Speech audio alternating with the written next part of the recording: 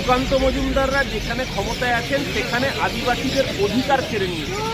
পার্লামেন্টে নতুন বিল এনে আদিবাসীদের জল জমি রক্ষার যে অধিকার, সেই অধিকার কেড়ে কার্যত কর্পোরেটকে, আদানি আম্বানিকে লুট করবার লাইসেন্স দিয়েছে পার্লামেন্টে লিখিতভাবে।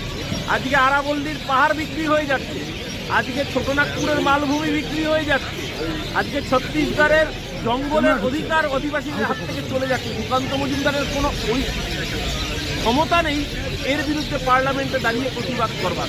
সবচেয়ে বড় আদিবাসী শত্রু যদি কেউ হয়ে থাকে তার নাম ভারতীয় জনতা পার্টি, যারা লিখিতভাবে পার্লামেন্টে বিল এনে আদিবাসীদের জল জমি জঙ্গলের অধিকার কেড়ে নেয়। আর কোন সুকান্ত মজুমদার বলছি যে আমাদের রাজ্যের মন্ত্রী ছেড়ে দিন, সে রাজ্যের একজন জঙ্গল কন্যা সাঁওতাল আদিবাসী পরিবারের মেয়ে বীরবা হাসদা কিংবা দেবনাথ হাসদার সম্পর্কে বলে আমি ওদের জুতার তলে রাখি, যারা আদিবাসীদের জুতার তলে রাখি বলা কথা বলে, তার নেতাকে হিম্মত হয়েছে একবার এই মন্তব্যের জন্য ভর্ৎসনা করবার। হয়তো বলবে করতে করতে হাফ প্যান্ট মন্ত্রী বললে হাফ প্যান্টু পুরো চলে যাবে, তাই জন্য বলার মুরো দরুন। উনি বলেছেন জমিতে রেল করে দিচ্ছে, উনি বলেছেন জমিতে রেল করে দিচ্ছে। প্রশ্নটা রেল করা বা না করার থেকে আদিবাসীদের জমি কাটছে না। রেলের জন্য যদি জমি লাগে, রেল প্রপার চ্যানেলে অ্যাপ্লাই করলে রাজ্য মন্ত্রিসভা সেটা বিচার করবে, কিন্তু ওরা তো জমি চাইছে আদিবাসীদের জমি কর্পোরেটের হাতে বিক্রি করার জন্য।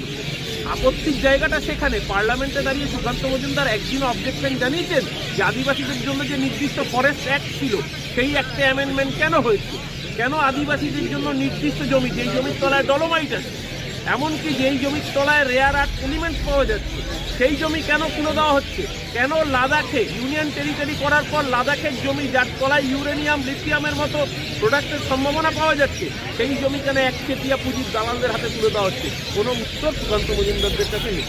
যখন 2026 যখন ক্ষমতায় আসলে যদি বিজেপি ক্ষমতায় আসে, উনি বলেছেন আমাদের দেখো বাবু, বিজেপি যদি ক্ষমতায় আসে আর মাসি যদি গোপ গজায় তবে মাসি মেসো হবে। তো এই যদির কথা ছেড়ে দাও। বলছে বুলডোজার চলবে পশ্চিমবঙ্গে। ও বুলডোজার বাংলার মানুষ চালাবে, যারা বাংলা ভাষায় কথা বললে বাংলাদেশি বলছে তাদের দলটাকে এফআইআর করে নিশ্চিন্ত করে দেবে বাংলার মানুষ।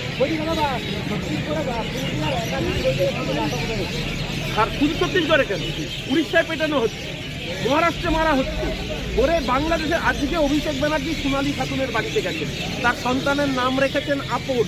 কেন রেখেছেন? কারণ যারা সোনালীকে আমাদের দেশ থেকে পর করে দিয়েছিল, ঘাড় ধাক্কা দিয়ে বাংলার নাগরিক, বাংলার মেয়েকে বাংলাদেশি বলে তাড়িয়ে অ্যারেস্ট করিয়েছিল, তাকে মমতা ব্যানার্জির সরকার ফিরিয়ে রেখে অভিষেক ব্যানার্জি উদ্যোগ নিয়েছেন।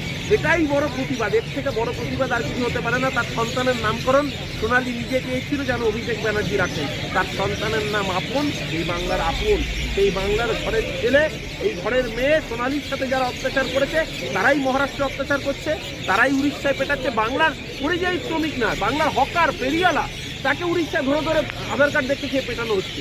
কোন অসভ্য বর্বরের রাজনীতি? सर एक क्वेश्चन है।